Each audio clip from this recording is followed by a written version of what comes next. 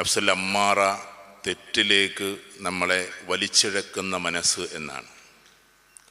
ഒരു മനുഷ്യൻ്റെ ശരീരം, ഹൃദയം, ആത്മാവ്, ഈ മൂന്നുമായിട്ടാണ് ഇതിൻ്റെ കണക്ഷൻ. വെറും ശരീരത്തിന് മാത്രം പ്രാധാന്യം കൊടുക്കുമ്പോൾ മനുഷ്യൻ്റെ ആ ഒരു ഇച്ഛ അല്ലെങ്കിൽ അവൻ്റെ അഹംഭാവം, എന്തൊക്കെയാണോ നമ്മുടെ മനസ്സിൽ ഉന്മത്തമായിട്ടുള്ളത് അതെല്ലാം പുറത്തേക്ക് വരും. നമ്മുടെ അഭിലാഷങ്ങൾ, ആഗ്രഹങ്ങളെല്ലാം നമ്മുടെ ചേഷ്ടകളായി മാറും. ആ ചേഷ്ടകൾ ഒരു പക്ഷേ വളരെ വൃത്തികെട്ടതാവും. ആ വൃത്തികേടിലൂടെ നമ്മൾ സഞ്ചരിക്കും. അതിനെയാണ് വിശുദ്ധ ഖുർആൻ ഉലായിക കൽ അൻആം ബൽഹും അളൽ എന്ന് പ്രയോഗിച്ചത്. അവർ മൃഗങ്ങളെ പോലെയാണ്, അല്ല, മൃഗങ്ങളെക്കാൾ അധപ്പതിച്ചവരാണ്. അതിന് ഹ്യൂമൻ സൈക്കോളജിയിൽ ഡബിൾ ടച്ച് എന്നും അതേപോലെ തന്നെ ആനിമൽ ടച്ച് എന്നൊക്കെ പറയാറുണ്ട്. പിശാചിനെ പോലെ ജീവിക്കുന്നവർ തെറ്റ് ചെയ്യും, തെറ്റിനെ ന്യായീകരിക്കും, ആ തെറ്റിലേക്ക് ആളുകളെ വലിച്ചു ചേർക്കും. അതാണ് ശൈത്താൻ. ആനിമൽ കൊണ്ടുദ്ദേശിക്കുന്നത് തെറ്റ് ചെയ്യും, അതിനെ ന്യായീകരിക്കില്ല, അതിലേക്ക് ആളുകളെ വലിച്ചു ചേർക്കില്ല, പക്ഷെ തെറ്റ് ചെയ്തുകൊണ്ടിരിക്കും. അതിനേക്കാളും കുറച്ചും കൂടി മുകളിലാണ് ഹ്യൂമൻ ടച്ച്, മനുഷ്യൻ എന്ന് പറയുന്ന വിധാനം. അതിൻ്റെയും അപ്പുറത്താണ് വിശ്വാസിയുടെ വിധാനമുള്ളത്. അത് ബിലീഫ് ടച്ചാണ്. മനുഷ്യൻ്റെ ചിന്താഗതികളെ മാറ്റിമറിച്ച് മനുഷ്യനെ സൃഷ്ടിച്ചവൻ്റെ ചിന്താഗതിക്കനുസരിച്ച് മുന്നോട്ട് പോവുക. നമ്മുടെ ചിന്തക്കോ നമ്മുടെ ആഗ്രഹങ്ങൾക്കോ പ്രാധാന്യം കൊടുക്കാതെ അവനെങ്ങനെയാണോ നമ്മൾ ഡിസൈൻ ചെയ്തിട്ടുള്ളത് ആ ഡിസൈനിനനുസരിച്ച് നമ്മൾ മാറുക. അവൻ്റെ അഭിലാഷങ്ങൾക്കനുസരിച്ച്, അവൻ്റെ ആഗ്രഹങ്ങൾ അനുസരിച്ച്. ഹൃദയം തന്നതുപോലും അവനെ സ്നേഹിക്കാനാണെന്ന ആ വലിയ ചിന്തയിലേക്ക് നമ്മൾ എത്തുക. ഹൃദയം നമുക്ക് തന്നത് സത്യത്തിൽ ബ്ലഡ് സർക്കുലേഷന് വേണ്ടിയിട്ടുള്ള ഒരു എഞ്ചിൻ എന്നതല്ല.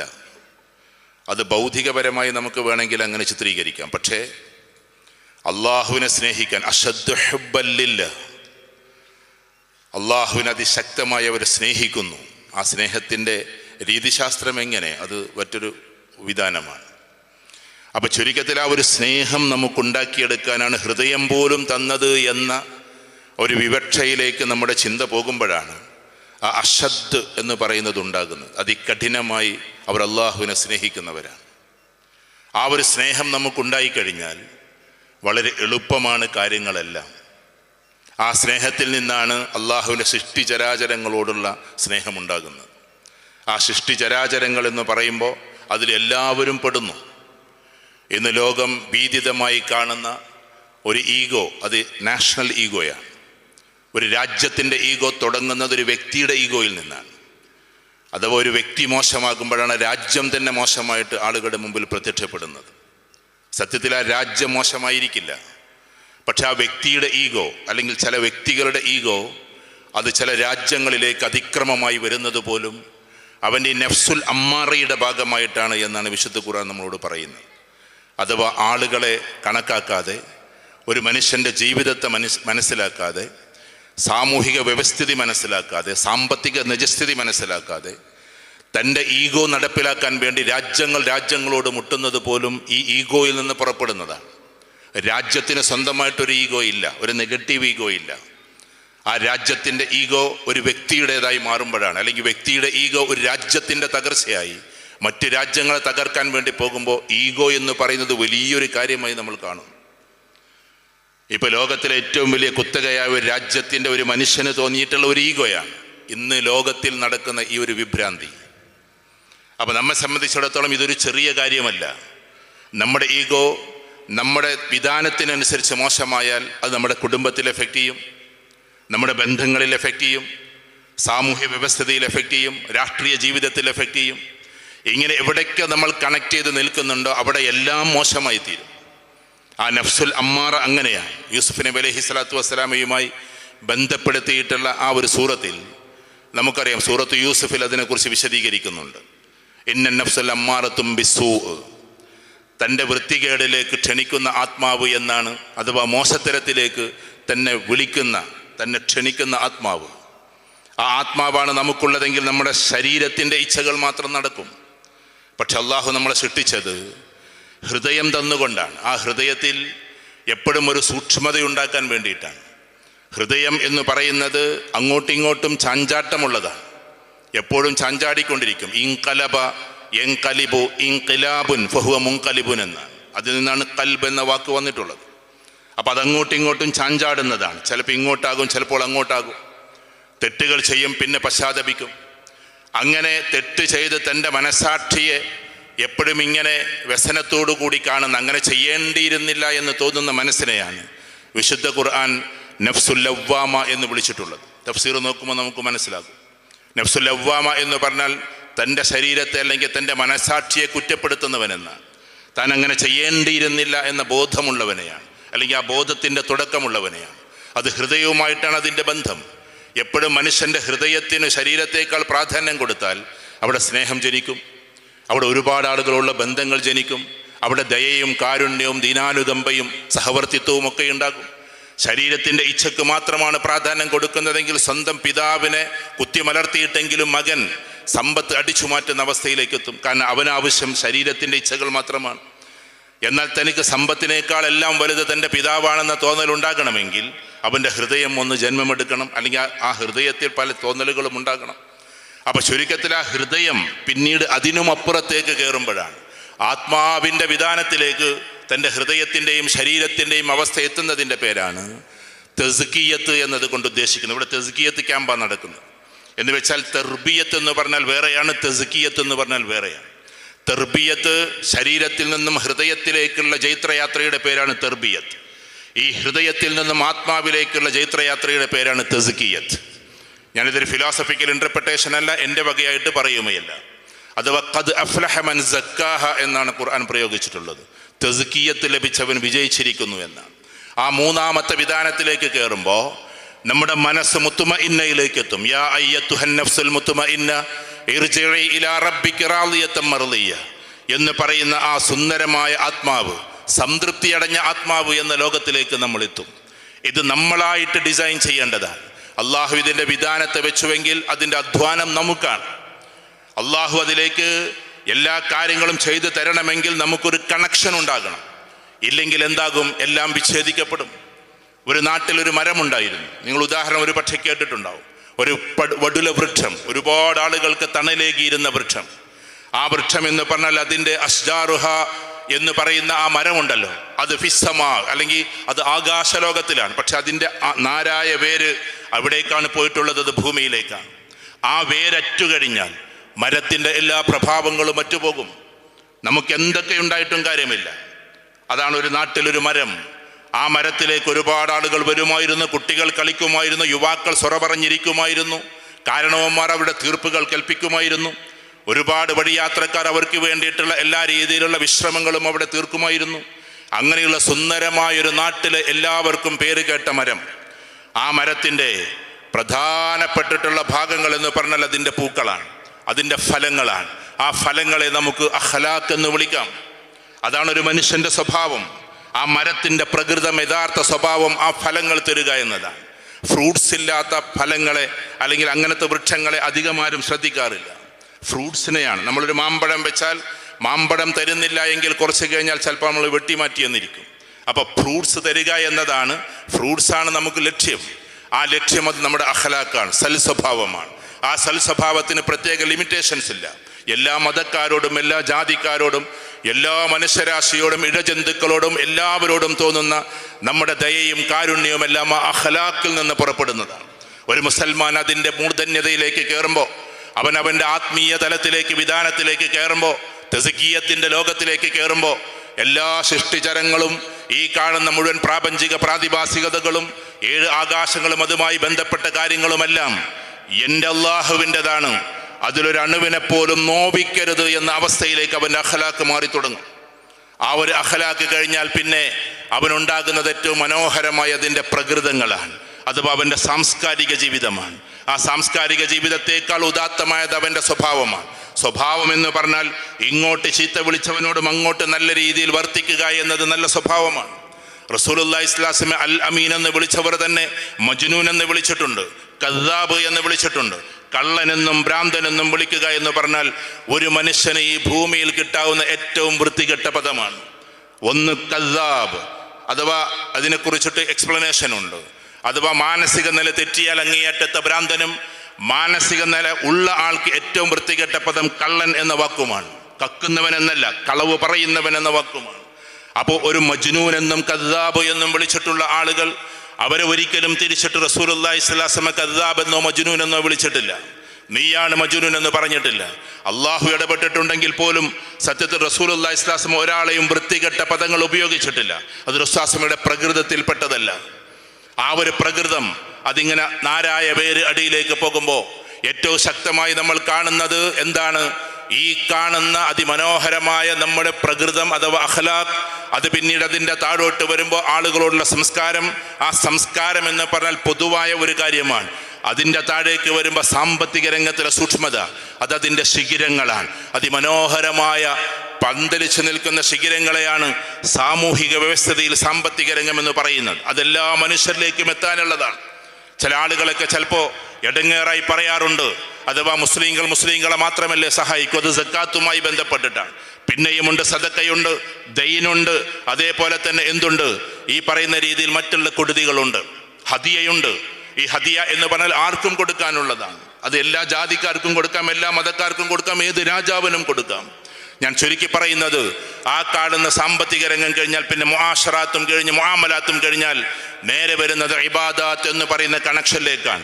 അതൊരു വലിയ തടിമരമായി നമ്മൾ കാണുന്നതാണ് ഇബാദത്ത്. ഒരു മനുഷ്യനെ വിലയിരുത്തുന്നത് അവൻ്റെ ഈ പ്രകൃതം കണ്ടുകൊണ്ടാണ്. പക്ഷേ ഒരു മനുഷ്യനെ വിലയിരുത്താൻ കഴിയാതെ പോകുന്നത് ഈ നാരായ പേരാണ്. അത് പറയാനാണ് ഞാൻ ആ മുഖം ഇത്രയും നീട്ടി പറഞ്ഞത്. അഥവാ നാരായ പേര് എന്ന് പറഞ്ഞാൽ അതില്ല എങ്കിൽ ഈ ഇബാദത്തുമില്ല, മുആമലാത്തുമില്ല, മുആശറാത്തുമില്ല, അഖ്ലാഖുമില്ല. ആ നാരായ പേരിനെയാണ് തൗഹീദ് എന്ന് വിളിക്കുന്നത്.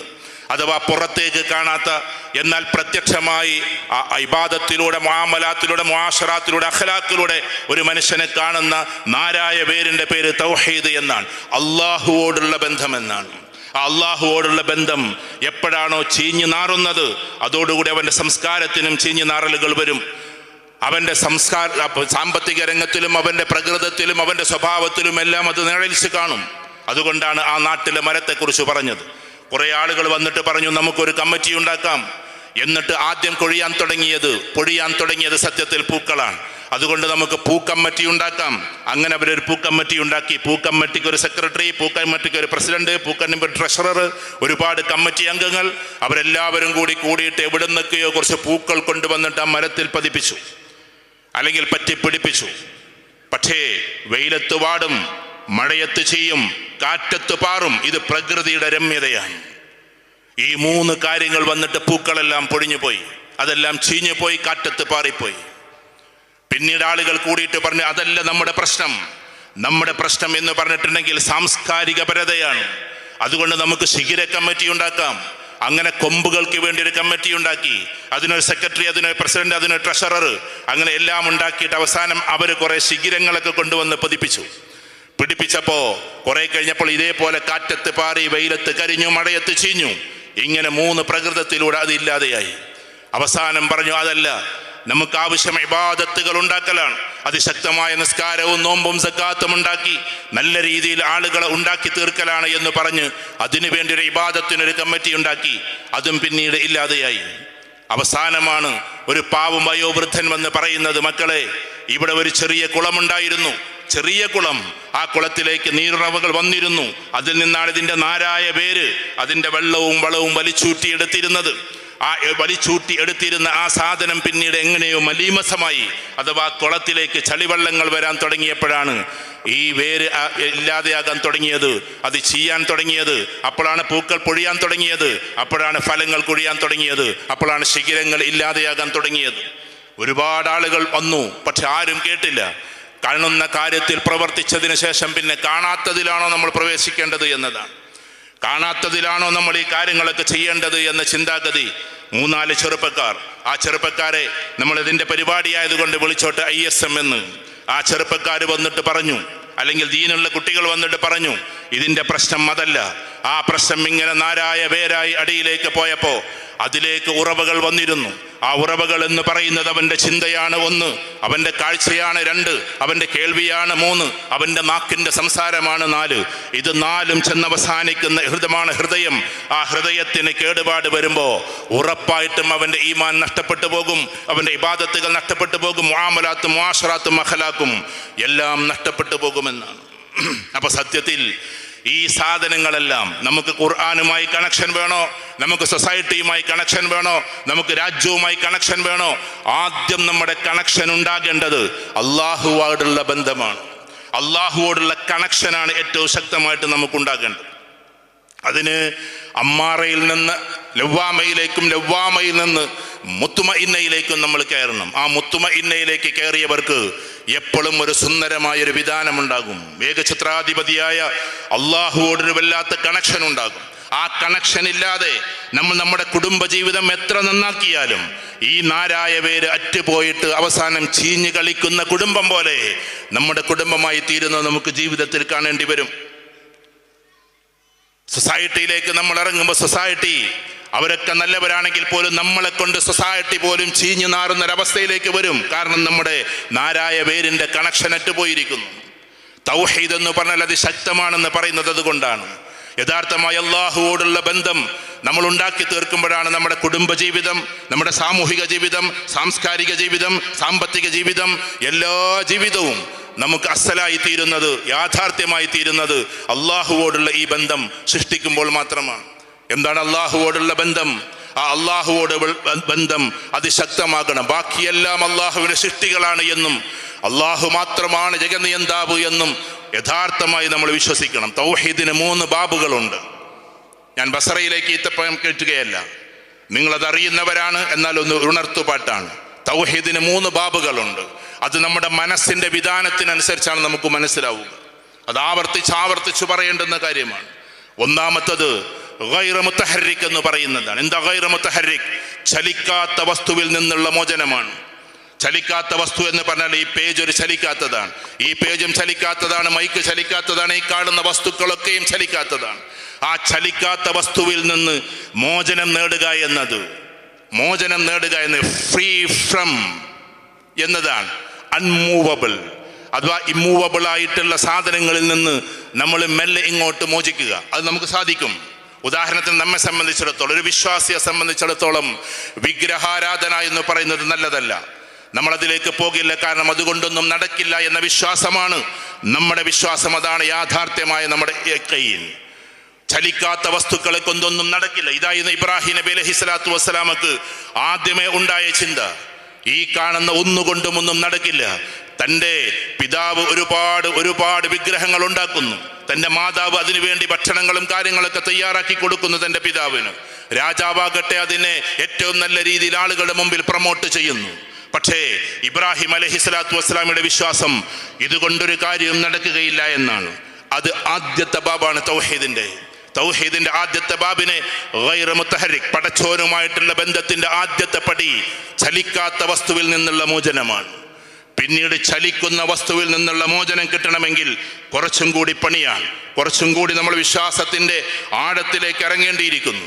കാരണം നമ്മളെ പ്രയാസപ്പെടുത്തുന്ന, നമുക്ക് വിഷമങ്ങൾ ഉണ്ടാക്കുന്ന ചലിക്കുന്ന വസ്തുക്കളിലും ഉള്ള യഖീനെ ഇല്ലാതെയാക്കുക എന്നതാണ്. ഇബ്രാഹിം നബി അലൈഹിസ്സലാത്തു വസ്സലാം ഉണ്ടാക്കിയത് അതാണ്. അള്ളാഹുവോടുള്ള ബന്ധത്തിന്റെ പേരിൽ ആദ്യം ചലിക്കുന്ന വസ്തു കണ്ടപ്പോ, സൂര്യനെ കണ്ടപ്പോ പറഞ്ഞു ഹാദാ റബ്ബി, അതെന്റെ റബ്ബാണെന്ന് പ്രഖ്യാപിച്ചു. പിന്നീട് അത് അസ്തമയ സന്ധ്യാരാഗം നീട്ടിയപ്പോ ആ സമയത്ത് ഇബ്രാഹിം നബി അലൈഹി സ്വലാത്തു വസ്സലാം പറഞ്ഞു അല്ല, അതെന്റെ റബ്ബല്ല എന്ന്. ചന്ദ്രനെ കണ്ടപ്പോ പറഞ്ഞു മൂവബിൾ ആണ്, ചലിക്കുന്നത് പോലെ കണ്ടപ്പോ അതെന്റെ റബ്ബാണ് എന്ന്. ഒന്നുമല്ല, എന്റെ റബ്ബ് ആരാണ്? ഇന്നി വജ്ജഹ്തു വജ്ഹിയ ലില്ലദീ ഫത്തറ സ്സമാവാതി വൽ അർള ഹനീഫൻ മുസ്ലിമൻ വമാ അന മിനൽ മുശ്രിക്കീൻ എന്ന് പ്രഖ്യാപിക്കുന്നത് എവിടെയാണ്? ഞാനൊരിക്കലും ശിർക്ക് ചെയ്യുന്നവനല്ല. എന്നെ സംബന്ധിച്ചിടത്തോളം അള്ളാഹുവോടുള്ള ബന്ധമാണ് ഉണ്ടാകേണ്ടത്, അള്ളാഹുവിന്റെ സൃഷ്ടികളോടല്ല.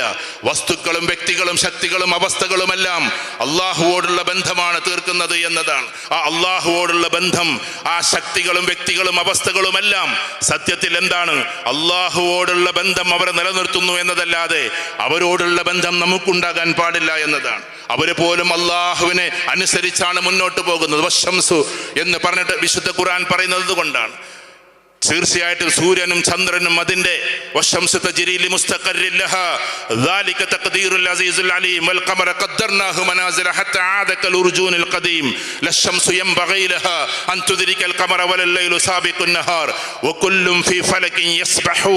എന്ന് പറയുന്നത് അതുകൊണ്ടാണ്. ഒരിക്കലും സൂര്യചന്ദ്രാദികൾ സ്വന്തമായിട്ട് ചലിക്കുകയല്ല, അല്ലാഹു സുബ്ഹാനഹു വ തആല അതിനെ ചലിപ്പിച്ചുകൊണ്ടേയിരിക്കുകയാണ്. സൂര്യന്റെ വലിപ്പം എത്രയാണ്? ഭൂമിയേക്കാൾ 13 ലക്ഷം ഇരട്ടി വലിപ്പമാണ്. 13 ലക്ഷം ഇരട്ടി വലിപ്പമാണ് ഈ കാണുന്ന ഭൂമിയേക്കാൾ സൂര്യന്റെ വലിപ്പമെന്ന് ശാസ്ത്രം പറയുന്നു. ആ സൂര്യനാകട്ടെ the smallest star in this universe, ഈ പ്രപഞ്ചത്തിൽ ഏറ്റവും ചെറിയ നക്ഷത്രം സൂര്യനാണെന്ന് അതേ സയൻസ് തന്നെ പറയുന്നു. അപ്പൊ താരാപഥങ്ങളും ക്ഷീരപഥങ്ങളും കൊള്ളിമീനുകളും ഉൾക്കകളും ഈ കാണുന്ന വ്യൂഹങ്ങളും ലാഹൂത്തും ജബറൂത്തും മലക്കൂത്തും അലമൂത്തും ആലമുൽ അമ്രും ആലമുൽ മിസാലും മലഉൽ അലയും അടങ്ങുന്ന ഈ കാണുന്ന സമാവാത്തിന്റെ വലിപ്പം എത്രയാകാം? ആ മുഴുവൻ കാണുന്ന എല്ലാം കൂടെ എന്റെ കുർസിയുടെ മുമ്പിൽ അതിനേക്കാൾ വലുതാണ് എന്റെ സിംഹാസനം എന്ന് അല്ലാഹു പറയുന്നു. വസിഅ കുർസിയ്യുഹു സമാവാതി വൽ അർദ്, ആകാശഭൂമികളെക്കാൾ വിശാലമായതാണ് എന്റെ സിംഹാസനം എന്ന് അല്ലാഹു പറയുന്നു. ഈ ആകാശങ്ങളെ മുഴുവൻ ഒറ്റ കയ്യിലിട്ട് അമ്മാനമാടുമെന്ന് അല്ലാഹു പറയുന്നു. വസ്സമാവാതു മത്വിയാതും ബിയമീനി, ആധിപത്യത്തിന്റെ കരങ്ങളാൽ ഈ കാണുന്ന ആകാശങ്ങളെ ഞാൻ കൈപ്പിടിയിലിട്ട് ചുരുട്ടുമെന്ന്. ആ കൈ എങ്ങനെയെന്ന് നമുക്ക് അറിഞ്ഞുകൂടാ. ഇത്രയും വലിയ അള്ളാഹുവിന്റെ, ഇത്രയും ശക്തനായ അള്ളാഹുവിന്റെ, ഇത്രയും വലിയ ഫോഴ്സിന്റെ ഒരു കണക്ഷനാണ് നമുക്കുണ്ടാകേണ്ടത്. അത് നമ്മൾ ഈ ഭൂമിയിൽ ജീവിച്ച് എല്ലാവരോടും കണക്ഷനായി ഈ കണക്ഷൻ കുറഞ്ഞു പോകുന്നുണ്ടോ എന്ന് ചിന്തിക്കേണ്ടിയിരിക്കുന്നു. അള്ളാഹുവോടുള്ള കണക്ഷനാണ് നമുക്കുണ്ടാകേണ്ടത്. ആ കണക്ഷന് ഈ കാണുന്ന എല്ലാ കാര്യങ്ങളും ഇല്ലാതെയാകണം. ഏത്? നമ്മുടെ അഗ്നി ഒരു പക്ഷേ നമ്മളെ വിഭ്രാന്തിപ്പെടുത്തും. ഇത് അള്ളാഹുവിന്റെ സൃഷ്ടിയാണെന്ന് ബോധ്യപ്പെടാൻ നമുക്ക് പറ്റണം. ഇതോടൊപ്പം തന്നെ കാറ്റ് ഒരു പക്ഷേ നമ്മളെ അലോസരപ്പെടുത്തിക്കൊണ്ടിരിക്കും. ഇത് അള്ളാഹുവിന്റെ സൃഷ്ടിയാണെന്ന് നമുക്ക് ബോധ്യമുണ്ടാകണം. ചലിക്കുന്ന എന്തൊക്കെ വസ്തുക്കളുണ്ടോ, വസ്തുക്കൾ, വ്യക്തികൾ, ശക്തികൾ, അവസ്ഥകൾ, ഇതിൽ ഏതൊക്കെയുണ്ടോ അതെല്ലാം ആ ശക്തികൾ എന്ന് പറയുന്ന മണ്ണാകട്ടെ, വായുവാകട്ടെ, അതേപോലെ തന്നെ വെള്ളമാകട്ടെ, നമ്മൾ പറയുന്ന തീയാകട്ടെ, എല്ലാ സാധനങ്ങളും ശക്തികളാണ്. അതിൽ നിന്നുണ്ടാകുന്ന ബൈ പ്രൊഡക്റ്റുകളും ശക്തികളാണ്. മണ്ണിൽ നിന്നാണ് ആയുധങ്ങൾ ഉണ്ടാക്കുന്നത്, മണ്ണിൽ നിന്നാണ് മിസൈലുകളും എല്ലാം ഉണ്ടാക്കുന്നത്. അപ്പൊ ബൈ പ്രൊഡക്റ്റ് ആയിട്ട് വരുന്ന ശക്തികളായാലും ശരി, അഗ്നിയെ പോലെയുള്ള സ്വയം ശുദ്ധീകരിക്കാനും എപ്പോഴും അഗ്നിശുദ്ധിയോട് കൂടി നിൽക്കുന്ന തീയാണെങ്കിലും ശരി, വായുവാണെങ്കിലും ശരി, ഈ വായുവിൽ നിന്ന് പ്രോട്ടോണും ഇലക്ട്രോണും ന്യൂട്രോണും വിഘടിപ്പിച്ചും സംഘടിപ്പിച്ചുമൊക്കെയാണ് ആറ്റം ബോംബുകൾ ഉണ്ടാക്കുന്നത് എന്ന് സയൻസ്. ഈ കാണുന്ന വായുവാകട്ടെ എല്ലാമായാലും അള്ളാഹുവാണ് എൻ്റെ ആധിപനെന്നും അള്ളാഹുവിലേക്ക് മാത്രമേ ഞാൻ തിരിയൂ, ഇതെല്ലാം അള്ളാഹുവിന്റെ സൃഷ്ടികളാണെന്നും അള്ളാഹുവിന്റെ തീരുമാനങ്ങൾ അനുകൂലമായാൽ ഈ വസ്തുക്കളും വ്യക്തികളും ശക്തികളും അവസ്ഥകളും എല്ലാം തനിക്കെതിരായാലും എനിക്ക് എൻ്റെ അള്ളാഹു മാത്രം അനുകൂലമായാൽ മതി എന്നും, ഈ കാണുന്ന വസ്തുക്കളും വ്യക്തികളും ശക്തികളും അവസ്ഥകളുമെല്ലാം തനിക്കെതിരായാലും എൻ്റെ അള്ളാഹു മാത്രം എനിക്ക് എതിരാകരുത് എന്നുമാണ് നമ്മുടെ വിശ്വാസം ഉണ്ടാകേണ്ടത്. അള്ളാഹു മാത്രം നമുക്ക് എതിരാകരുത്. അള്ളാഹു എതിരാകുമ്പോൾ മാത്രമാണ് നമുക്ക് ഏറ്റവും വലിയ പ്രശ്നങ്ങൾ ഉണ്ടാകുന്നത്. അള്ളാഹു നമുക്ക് എതിരായി നിൽക്കുമ്പോൾ, നമ്മൾ പലിശയുമായി ബന്ധപ്പെടുമ്പോൾ അവൻ എന്നോട് നേരിട്ട് യുദ്ധം ചെയ്യാൻ ഒരുങ്ങിയിരിക്കുന്നു എന്നാണ് അള്ളാഹു അവിടെ പറഞ്ഞു വെച്ചിട്ടുള്ളത്. അതാണ് പലിശയെ ഇത്രമാത്രം എതിർക്കാനുള്ള കാരണം. ആര് പലിശയുമായി ബന്ധപ്പെട്ട് ജീവിക്കുന്നുവോ അവൻ എന്നോട് നേരിട്ടുള്ള യുദ്ധത്തിൽ ഏർപ്പെട്ടിരിക്കുന്നു എന്നാണ്. ഇങ്ങനെ തെറ്റുകളിലൂടെ നമ്മൾ കടന്നു പോകുന്ന സമയത്ത് നേരിട്ടുള്ള യുദ്ധത്തിലായിരിക്കും നമ്മൾ അള്ളാഹുവോട് യുദ്ധം ചെയ്താൽ ആര് ജയിക്കാനാണ്? ലിമനിൽ മുൽക്കുൽ യൗം ലില്ലാഹിൽ വാഹിദിൽ ഖഹാർ, ഇന്നത്തെ ദിവസത്തിന്റെ ഉടമസ്ഥനായ ആരുണ്ട് എന്ന് അള്ളാഹു ചോദിക്കുന്ന ചോദ്യം മഹ്ശറ വൻസഭയിൽ മുഴങ്ങുന്നത് വിശുദ്ധ ഖുർആൻ പറയുന്നുണ്ട്. എല്ലാവരും അന്തിച്ചു നിൽക്കുന്ന സമയം, കുല്ലുമൻ അലൈഹാ ഫാൻ വയബ്ഖാ വജ്ഹു റബ്ബിക ദുൽ ജലാലി വൽ ഇക്റാം, അല്ലാഹു അല്ലാത്തതെല്ലാം നശിച്ചു പോകുമെന്ന്, ഇല്ലാതെയായി പോകുമെന്ന് അല്ലാഹു പറയുന്ന വിശുദ്ധ ഖുർആൻ. നമ്മൾ വിശ്വസിക്കുന്ന ജിബ്രീൽ അലൈഹിസ്സലാത്തു വസ്സലാം, നമ്മൾ വിശ്വസിക്കുന്ന മീകായിൽ, നമ്മൾ വിശ്വസിക്കുന്ന അസ്രായിൽ, നമ്മൾ വിശ്വസിക്കുന്ന ഇസ്രാഫീൽ അടക്കമുള്ള എല്ലാ മലക്കുകളും ഇല്ലാതെയാകും. എല്ലാവരും തകർന്ന് തരിപ്പണമാകും. എല്ലാവരും ഇല്ലാതെയായി ഒറ്റക്ക് നിൽക്കുന്ന ഏകഛത്രാധിപതിയും സർവാധിപതിയും സമഗ്രാധിപതിയുമായ അള്ളാഹുവിനെയാണ് അള്ളാഹു പരിചയപ്പെടുത്തുന്നത്. അത് കഴിഞ്ഞാൽ പിന്നെയോ മുഖറബായ മലക്കിലേക്ക് പോലും പ്രവേശിക്കരുത് എന്ന് പറയുന്ന ഒരു തൗഹീദുണ്ട്. അതാണ് ഇബ്രാഹിം നബി അലൈഹി സ്വലാത്തു വസ്സലാമയുടെ തൗഹീദിനെ നമുക്ക് മാറ്റി പറയാൻ പറ്റൂല. സബ്ജക്റ്റ് നമുക്ക് മാറ്റുന്നത് പോലെ തൗഹീദിന്റെ ബാബുകൾ നമുക്ക് മാറ്റി പറയാൻ പറ്റൂല. അള്ളാഹുവോടുള്ള കണക്ഷൻ നമുക്ക് മാറ്റി പറയാൻ പറ്റൂല. ലാ ഇലാഹ ഇല്ലല്ലാഹ് 1 കോടി വട്ടം പറഞ്ഞാലും ലാ ഇലാഹ ഇല്ലല്ലാഹയുടെ ലഫ്ളുകൾ അത് തന്നെയാണ്. അവൾ നമ്മളെ സംബന്ധിച്ചിടത്തോളം ഇനി സാക്ഷാൽ ഇബ്രാഹിം അലൈഹിസ്സലാത്തു വസ്സലാമക്ക് ദാ വന്നു നിൽക്കുന്നത് ജിബ്രീൽ അലൈഹിസ്സലാത്തു വസ്സലാമയാണ്. ജിബ്രീൽ അലൈഹിസ്സലാത്തു വസ്സലാമ വന്ന രംഗം വെറുതെ മനസ്സിലൊന്ന് കണ്ടു നോക്കിയാട്ടെ. റസൂലുള്ളാഹി സ്വല്ലല്ലാഹു അലൈഹി വസല്ലം പറയുന്നുണ്ട്, 600 ചിറകുകളാൽ വളരെ നിബിഡമായി നിൽക്കുന്ന ഹസ്രത്ത് ജിബ്രീൽ അലൈഹിസ്സലാത്തു വസ്സലാമയെ കുറിച്ച് ഒറ്റ ചിറക് വിരിച്ചപ്പോഴേക്കും ആകാശം മൂടിപ്പോയി എന്ന് എനിക്ക് തോന്നിപ്പോയ മലക്കിനെ കുറിച്ച് റസൂലുള്ളാഹി സ്വല്ലല്ലാഹു അലൈഹി വസല്ലം പറയുന്നുണ്ട്. അത്രയും ഭീമാകാരമായ മലക്ക് നേരിട്ട് വന്നിറങ്ങുകയാണ്. ഇൻവിസിബിളായി, മറ്റുള്ളവർക്ക് വിസിബിളായി ഇബ്രാഹിം നബി അലൈഹി സ്വലാത്തു വസ്സലാമക്ക്, മറ്റുള്ളവർക്ക് കാണാൻ കഴിയാതെ എന്നാൽ ഇബ്രാഹിം നബി അലൈഹി സ്വലാത്തു വസ്സലാമക്ക് കാണാൻ പറ്റുന്ന രീതിയിൽ വന്നുകൊണ്ട് പറയുന്നു, ഞാൻ നിങ്ങളെ സംരക്ഷിക്കാൻ വന്നതാണ് എന്ന്. വിശുദ്ധ ഖുർആനിലേക്ക് നമ്മൾ തിരിച്ചു പോകണം. അവിടെ എനിക്ക് സമാധാനമായി നിങ്ങൾ വന്നല്ലോ എന്നല്ല ഇബ്രാഹിം നബി അലൈഹി സ്വലാത്തു വസ്സലാം പറയുന്നത്. ഇത്തബിഉ മില്ലത ഇബ്രാഹിം ഹനീഫ, നിങ്ങൾ ഇബ്രാഹിം നബി അലൈഹി സ്വലാത്തു വസ്സലാമിയുടെ വഴിയെ പിൻപറ്റണമെന്ന് വിശുദ്ധ ഖുർആനിൽ ധാരാളം സ്ഥലത്ത് ആവർത്തിച്ചു പറയുന്നുണ്ട്. ഇത്തബിഉ, ഇത്തഖദു എന്നിങ്ങനെ അല്ലാഹു സുബ്ഹാനഹു വ തആല മാറ്റി മാറ്റി പറയുന്നു. ഇത്തബിഉ മില്ലത ഇബ്രാഹിം ഹനീഫ, നിങ്ങൾ ഇബ്രാഹിം നബി അലൈഹി സ്വലാത്തു വസ്സലാമിയുടെ വഴിയെ മുറുകെ പിടിക്കണമെന്ന്. ഇത്താഅത്തല്ല ഇത്തിബാ, ഇത്തബിഉ എന്ന വാക്കാണ്. ഇത്താഅത്ത് എന്ന് പറഞ്ഞാൽ അനുസരിക്കുക എന്നാണ്. ഇത്തബിഉ എന്ന് പറഞ്ഞാൽ പിൻപറ്റുക എന്നാണ്. Blindly follow him, blindly follow him, that is ഇത്തബിഉ. വിശുദ്ധ ഖുർആനിൽ ഇത്താഅത്ത് എന്ന വാക്കുണ്ട്. അത്തിഉർ റസൂല വഅത്തിഉല്ലാഹ വഅത്തിഉർ റസൂൽ, നിങ്ങൾ അല്ലാഹുവിനെ അനുസരിക്കുക, റസൂലിനെ അനുസരിക്കുക എന്നുണ്ട്. ഖുൽ ഇൻ കുൻതും തുഹിബ്ബൂനല്ലാഹ ഫത്തബിഉനി യുഹിബ്ബുകുമുല്ലാഹ്. അറബിയിലൊക്കെ PhD എൻ്റെ പ്രിയങ്കരനായ സുഹൃത്ത് ഇവിടെ സുലൈമാനെ പോലെയുള്ള ആളുകളൊക്കെ ഉണ്ട്, സുലൈമാൻ സാഹിബിനെ പോലെയുള്ള.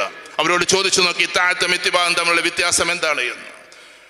ബ്ലൈൻഡ്ലി ഫോളോ എന്ന് പറഞ്ഞിട്ടുള്ള അങ്ങേയറ്റത്തെ വിശ്വാസം അതേപോലെ ആയിത്തീരുക എന്നതാണ്. എന്താ അവിടെ ഉദ്ദേശിക്കുന്നത്? എല്ലാറ്റിനെയും മാറ്റിമറിച്ചിട്ട് അവസാനം ജിബ്രീൽ അലൈഹിസ്സലാത്തു വസ്സലാമയും മാറ്റി നിർത്തുകയാണ്. നിങ്ങളും വഴിമാറി നിൽക്കൂ, നിങ്ങളും അള്ളാഹുവിലേക്ക് ആവശ്യക്കാരനാണ്, നിങ്ങളും അള്ളാഹുവിന്റെ സൃഷ്ടിയാണ് എന്ന് പറയുന്ന ഒരു ഭാവമുണ്ടല്ലോ. എനിക്ക് എൻ്റെ അള്ളാഹു മതി, ഹസ്ബി അല്ലാഹു നിഅമൽ വക്കീൽ, എനിക്ക് എൻ്റെ അള്ളാഹു മാത്രം മതി എന്ന് പറയുന്ന connecting to Allah, connecting to Allah, അള്ളാഹുവോട് മാത്രമുള്ള ഒരു ബന്ധം, വേറുള്ളവരോട് ബന്ധമില്ല എന്നല്ല. മലക്കുകളുണ്ട്, അത് നമ്മുടെ വിശ്വാസമാണ്. അവർക്ക് പവർ കൊടുത്തിട്ടുണ്ട്, നമ്മുടെ വിശ്വാസമാണ്. കാറ്റുണ്ട്, വിശ്വാസമാണ്. ജിന്നുകളുണ്ട്, വിശ്വാസമാണ്. മനുഷ്യരുണ്ട്, വിശ്വാസമാണ്. മനുഷ്യര് മരിച്ചുപോയവരുണ്ട്, വരാനിരിക്കുന്നവരുണ്ട്, ഇന്നുള്ള 800 കോടിയുണ്ട്. ഇതൊക്കെ നമ്മുടെ വിശ്വാസമാണ്.